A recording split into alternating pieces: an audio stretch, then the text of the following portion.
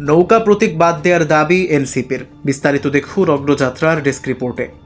নিবন্ধন স্থগিতের পরেও নির্বাচনী প্রতীকের তালিকায় নৌকা থেকে যাওয়ার ঘটনায় প্রতিবাদ জানিয়েছে জাতীয় নাগরিক পার্টি এনসিপি। 13 জুলাই রোববার দুপুরে নির্বাচন ভবনে প্রধান নির্বাচন কমিশনার এএমএম নাসির উদ্দিনের সঙ্গে হওয়া বৈঠকে দলটির পক্ষ থেকে নৌকা প্রতীক বাদ দেওয়ার দাবি জানানো হয়। বৈঠক শেষে ব্রিফিংয়ে এনসিপি নেতা আইনজীবী অ্যাডভোকেট জহিরুল ইসলাম মুসা তিনি বলেন, আওয়ামী লীগের নিবন্ধন স্থগিত থাকা অবস্থায় নৌকাকে তালিকা থেকে বাদ দেওয়া হয়নি। আমরা এই বিষয়টি ইসির নজরে এনেছি।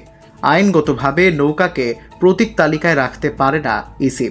অভ্যুত্থানের শরিক বিভিন্ন পক্ষের দাবিতে সরকার আওয়ামী লীগের সব ধরনের কার্যক্রমে নিষেধাজ্ঞা জারির পর দলটির নিবন্ধন স্থগিত করে ইসি। যতক্ষণ আওয়ামী লীগের বিষয়ে সরকারের অন্য কোনো সিদ্ধান্ত বা আদালতের কোনো নির্দেশনা না আসবে ততক্ষণ পর্যন্ত নৌকা প্রতীক তালিকায় রাখা যাবে না বলে দাবি করেন এনসিপি নেতা মুসা।